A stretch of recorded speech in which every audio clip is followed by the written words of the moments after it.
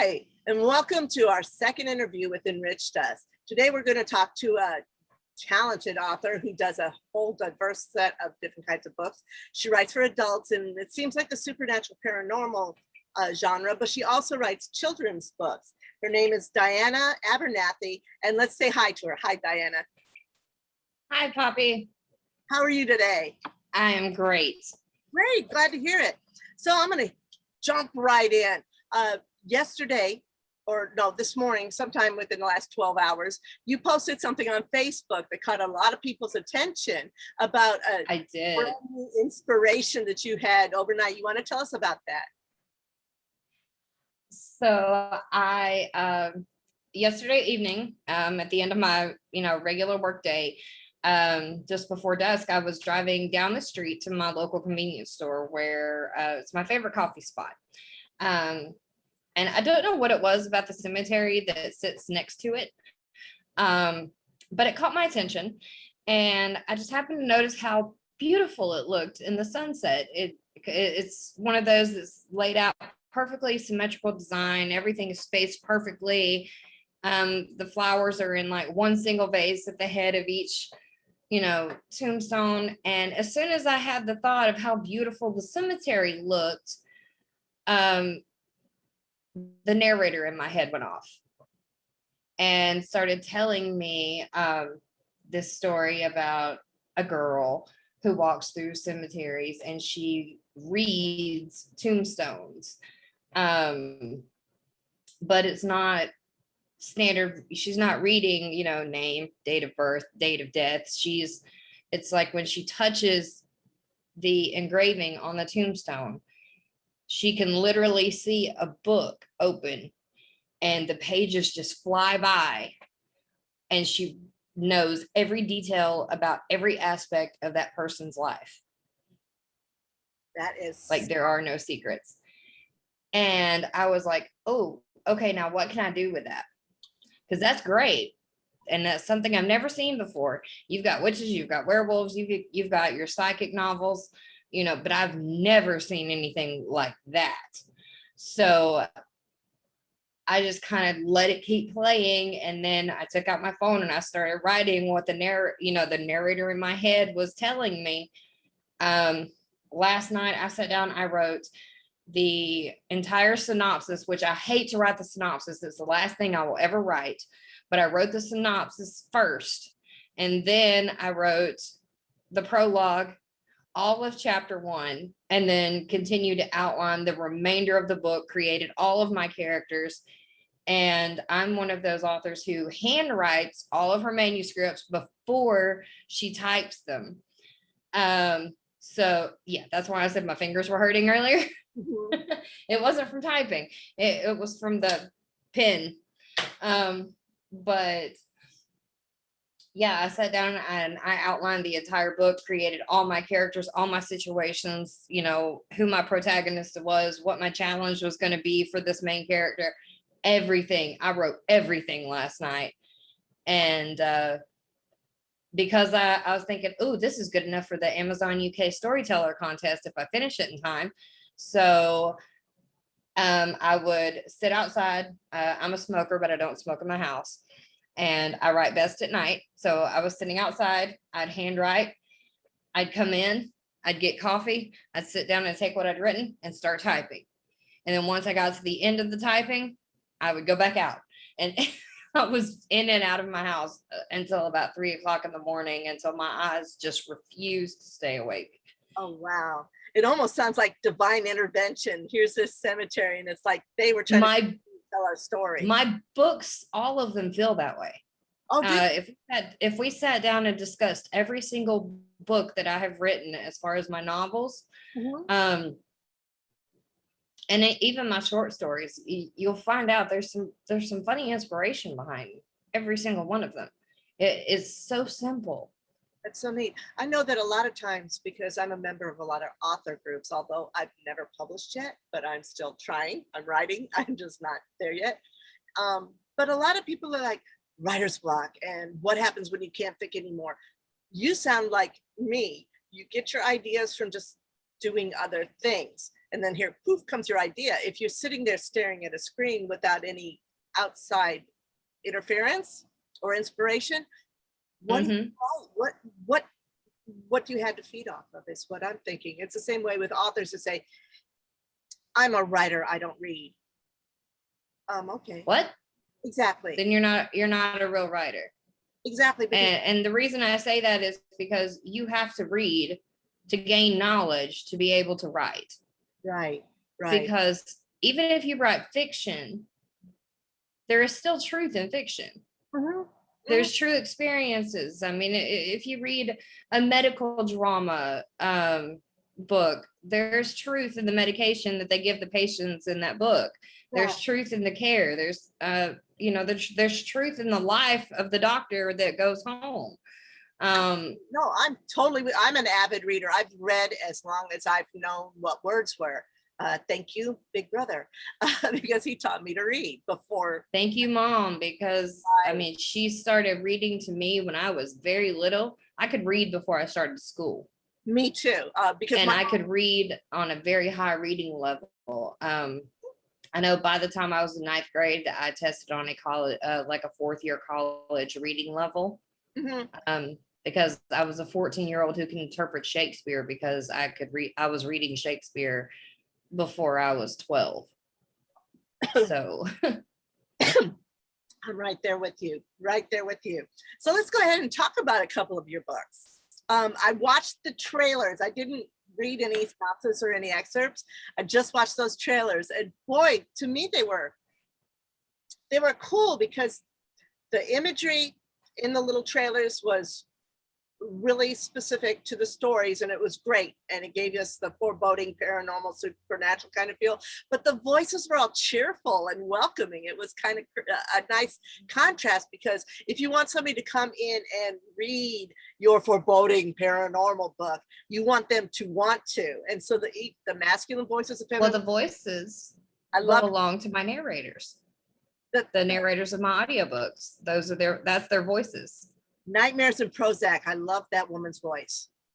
Yes, that is Robin Howard Schrock, and she also writes under a pseudonym. Oh. But yes, I love her voice, and if you listen to the audiobook, I mean, she draws you in. She puts the emotion there.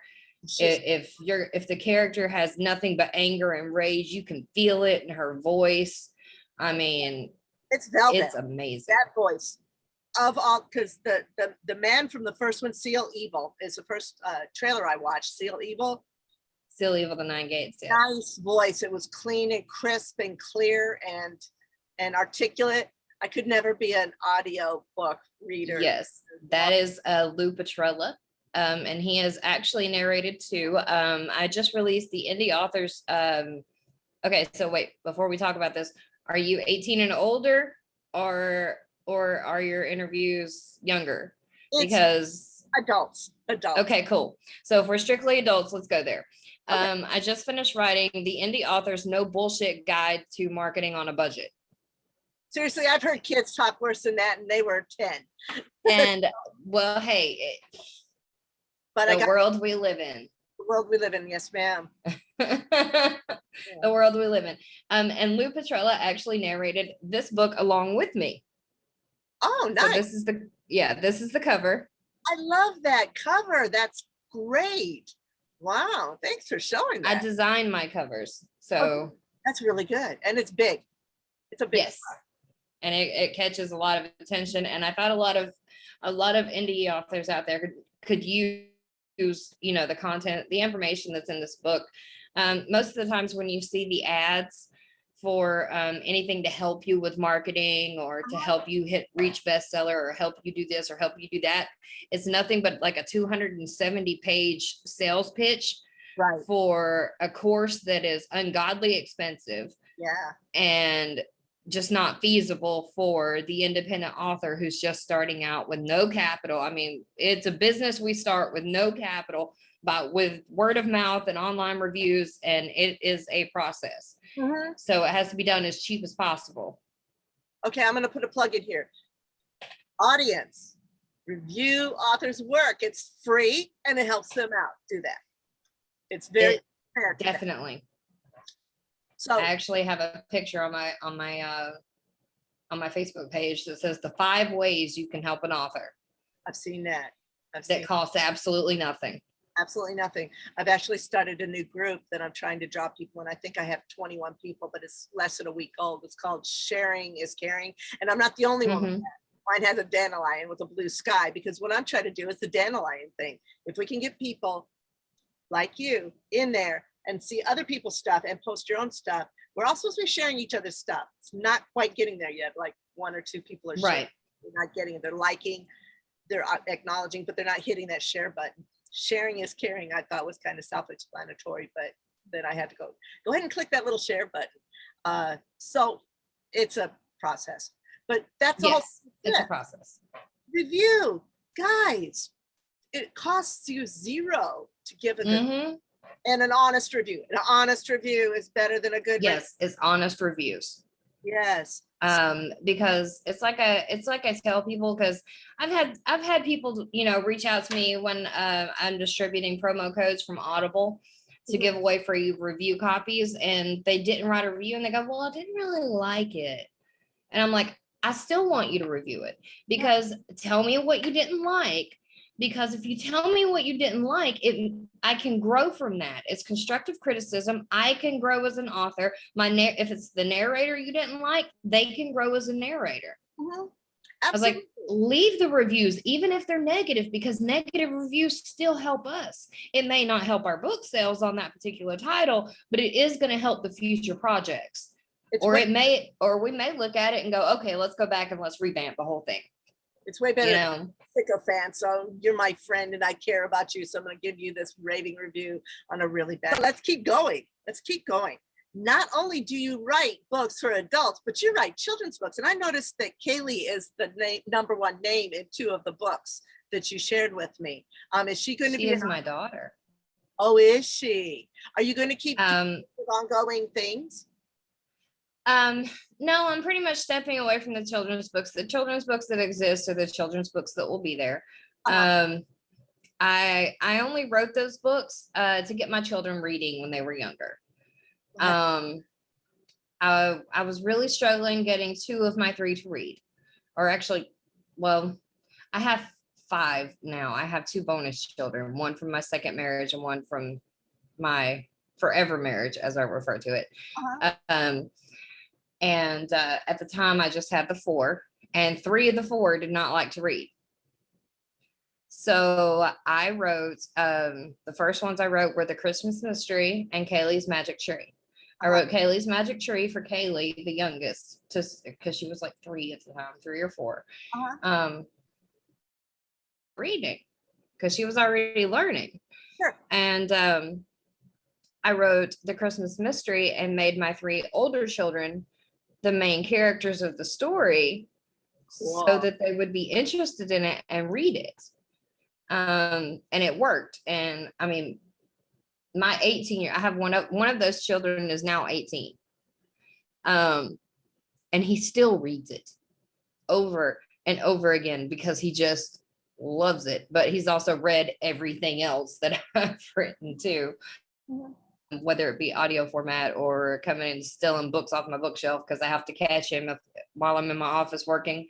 He'll come steal a book off the bookshelf, go like, nope, that's my stop. Go to that shelf. That's the mom's personal copy. Read those. Don't mess those up. Oh, there you go. Yeah, I remember my mother had a literal wall full of shelves that my stepfather had put together, about this high, about 9-10 inches high. And I used to love every 6 months or something, she'd buy boxes of books and we catalog them. It was the most fun I ever did in my life, was cataloging books. I'm a freak or something, but it was just so much fun to me. So I'm going to go on from your books to your processes. Now, you've already mentioned that you outline. Is that how you do all your books? You do like an official outline, you plan out the entire thing and then just write out? I do. And I found this like nifty little tool recently at a Dollar Tree. And so I've switched over to using these. I bought a whole bunch of them.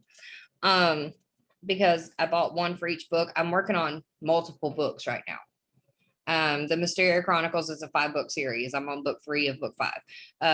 The Apocalypse Diaries is a 5-book series. I'm working on books 2 and 3 of that series. Wow. The Seal, Evil, the Nine Gates is a trilogy, and I'm writing the other 2 books at the same time. And then I just started this one. So I buy these little, I don't know how well you can see, but they have these at Dollar Tree, and it's a note organizer. Now, you can see better from the pages right here. I mean, I was like, oh, this is great for outlining, because in your subjects, you can put your chapter or whatever you're going to outline, and the key important, occurrences that are going to happen there. You've got this little box over here where you can put your characters that are appearing there, and any notes that you need to remember. Like, for instance, if you're writing fantasy and you've got magical swords, or something like that, or they have a special ability, you can make those notes there so you don't forget and contradict yourself while you're writing. And I use these, and they're $1 at the Dollar Tree. And I use 1 sheet per chapter. So if it's a series, then I've got I've outlined the book I'm working on and then the book after, usually. But sometimes it doesn't always work out that way. You tab them or something, or like say you introduce a new character in chapter 13, would you tab it with intro this new character so you know for the next books where to come back to it? Do you do something like that? Awesome. Yes. Yeah, you should see my statistics book. It's full of tabs. I have one notebook that is nothing but my characters. Okay, now I know it's bios for my characters. You do audiobooks and physical books and ebooks, right? You have it all 3 different formats. All 3 formats. You're not like totally just dedicated to Amazon then, right? You've branched out, and you're Amazon is what I use for publishing, but I have found I started self-publishing in 2012. In 2012, I started self-publishing. And one thing I have found that kills indie authors almost immediately is the exclusivity that comes with these platforms. You have an option to remove that and not be exclusive, but you lose certain perks. Like right now, all of my Kindle books are all 99-cent books. I'll lose that. I will have a minimum $2.99 purchase price. Oh, okay. They won't be available on Kindle Unlimited. Right, that part I knew. Yeah, they won't be available on Kindle Unlimited either. So, I mean, I'm okay with that. Because I want it on multiple platforms. Audible does a 7-year exclusive contract where I had this great idea of most car radios these days have USB drives. Right. Okay. And I had this idea of uploading my audiobooks to USB drives and selling those, because USB drives are cheaper. It takes no time to load them in the proper format.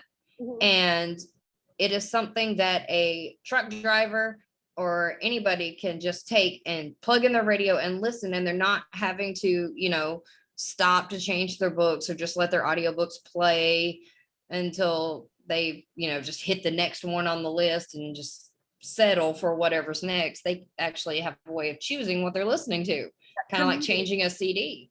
I live just outside Houston, and I used to commute. On my way home, my commute was an hour and 20 minutes. I could be listening to a book and while I sing along with the radio, but now I don't do that anymore. But when I was doing that, I sure could have done that, because I love books. And I used to love listening to the radio stories, like Who's on First and stuff. I used to love listening to those. I'm not that old, but I still loved listening to those.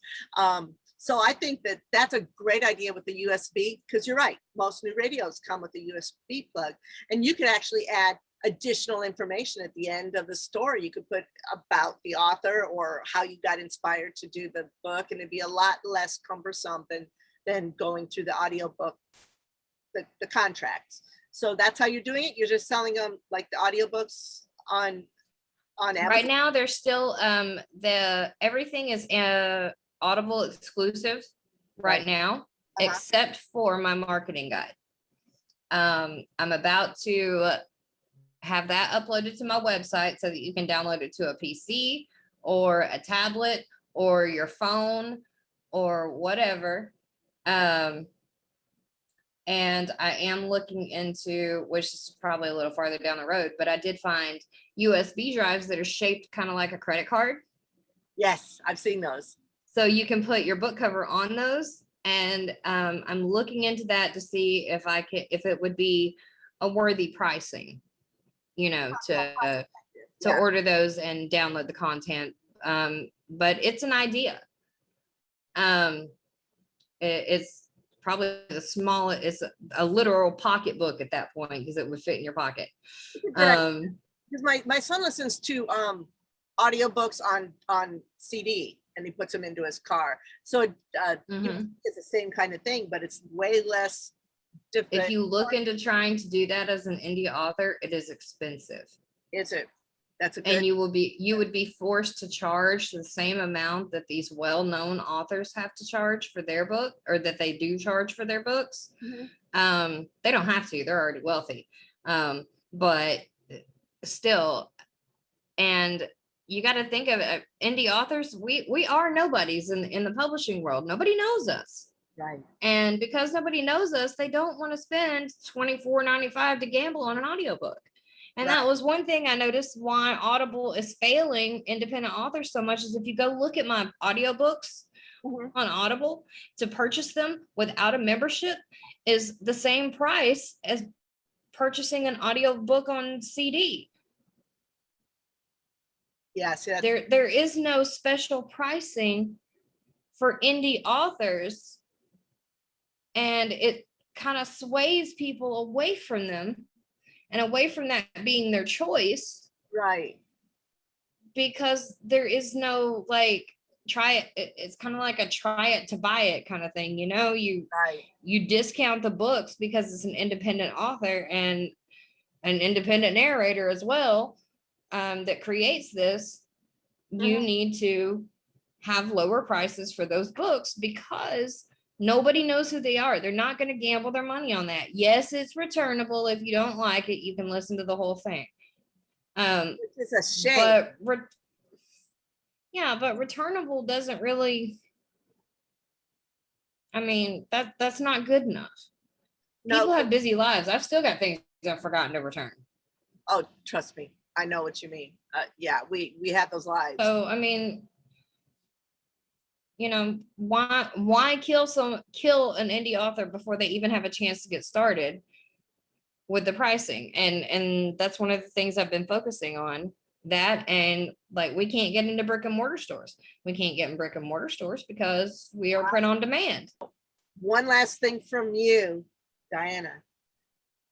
And I wrote it down somewhere. Now the audience would love to hear a little about you. Would you like to share any interesting tidbits about yourself? My books are my interesting tidbits about myself. Well, no, you've already mentioned you have 5 children. 4. Well, I do.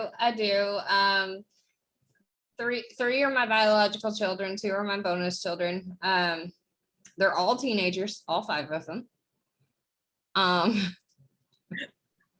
Plus, I am the troubled teen adoptive mom. So I've been, I usually help a lot of troubled teens that are friends of my kids who have a hard time, and some of them are being thrown into adulthood way before they're ready for it. Being forced to hold down a job just to support themselves, and they're not even a legal adult yet. They're right there on the cusp, at 17, and they don't know what to do. Or they have a parent that doesn't understand them, something like that. So I try to kind of step in and just not be the parent, but be the older person that gives them the advice. I can't tell you how many planners I have bought this year and taught children how to create a budget to survive. Good for you. No, that is, you're an actual real life hero. You're not one of those people. And you're a hero. You're helping our future Stabilize. Poor kids. I give them that, and because I survive. I never say I struggle or I suffer from. I survive 11 mental health diagnoses every day. And the biggest part of my therapy is writing, and not writing fiction, but writing what's in my head. Because thoughts that come to our heads are not always something you can say out loud. Right. Or that you would want to say out loud. It's just how you feel in that moment. So I send the planner and the journal and a pack of pens. And I tell them this journal is the one place where you can say whatever you want to say about whoever you want to say it about. It is your zero free judgment zone to get it out of your head. Because 9 times out of 10, the reason people end up with such severe anxiety disorders and such severe depression is because they bottled it up for so long, and they've been afraid to cry, or, they're embarrassed about what somebody else might think. They bottle it. Bottling is, like, I believe personally, the number one cause of such extensive mental health issues. Well, that's what I did. Because I remember when I had an emotional breakdown in 2013, and I hospitalized myself. I was having some thoughts that I knew were wrong, that I shouldn't act upon. And I knew that much, but I couldn't 100% guarantee that I wouldn't. Right. Okay. So I hospitalized myself for, they were only going to hold me for the standard 72 hours crisis care. I asked to stay longer, so I was there 6 days. And part of my therapy that I started was I wasn't talking. And I wasn't talking because I was afraid of saying the wrong thing and being hospitalized again. And I have children, and my children need me, and I needed my children to get better, because I have to get better for them. So when I finally explained that to my therapist, she said, okay, so that just means I need to ask questions a little deeper. And so when she would ask me questions like, are you suicidal? I was like, no, I'm not suicidal, but I don't want to be alive today. And she said, okay, but you're not suicidal and thinking of harming yourself. No, I'm not. I just wish I wouldn't have woke up this morning. She said, okay, that's progress. And then we would go from there. So therapy does work, but you've got to be willing to talk, and you've got to be willing to be honest. Right. Absolutely. Wow. That was deep sharing. Thank you so much for that, because that will help other people. I believe that deep sharing needs to happen. Yes. A lot of people won't speak out about what they think or how they feel because they're afraid to be institutionalized. And honestly, it wasn't the worst experience for me. It was kind of like a mental vacation, because I was removed from every single stressor that I had. And then I learned, which surprised me, because if you had known me before this breakdown, if you ask people about Dianah, they would tell you Dianah takes no shit. I remember, I remember when when I was a teenager and I started dating, my dad would give that typical Southern dad speech, try to scare the boyfriend.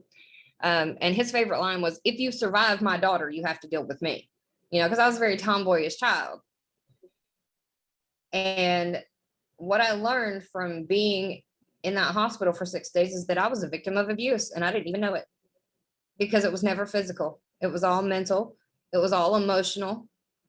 That's work. And it was your classic case of being married to a narcissistic sociopath, a diagnosed narcissistic sociopath, and I didn't even know he had this diagnosis. But that is a sociopath. Those are the dangerous ones.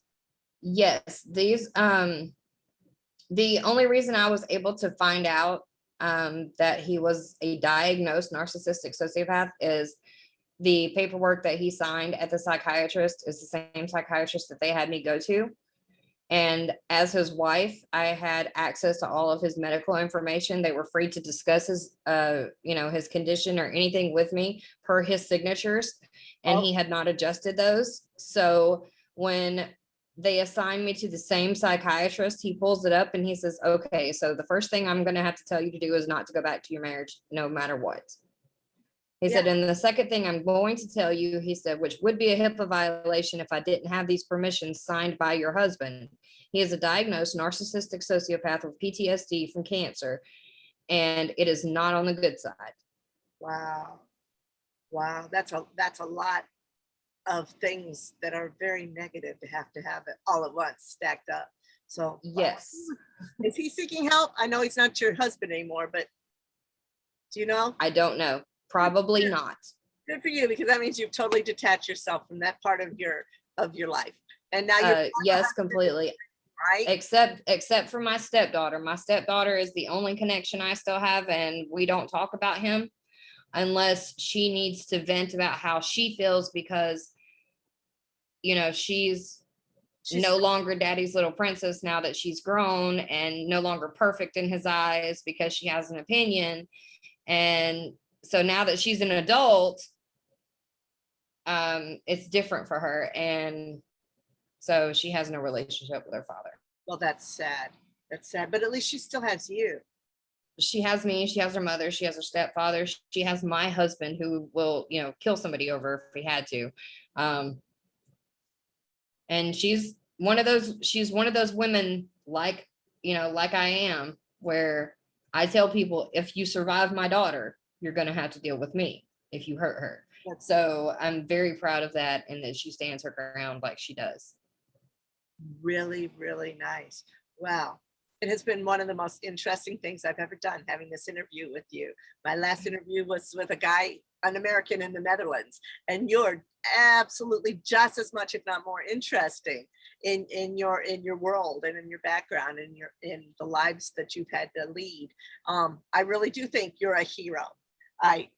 You write in the genre that I would read, so I'm going to be hitting up those books as soon as I have a little bit of pocket money. And I'm going to definitely be reading your work and giving you good reviews, not positive, good reviews. But Yes. It's an absolute pleasure meeting with you. I'll make sure. It was absolutely great. I was nervous not having, this is the first interview I've ever done where I didn't have questions beforehand, so that I could kind of prepare.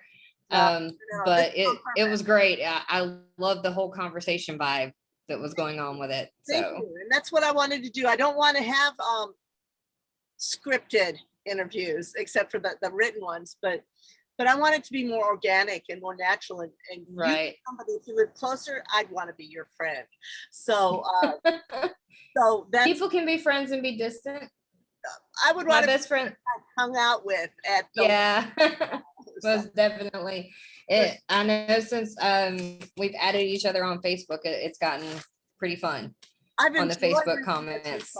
So on that note, I'm going to say bye and thank you so very much. This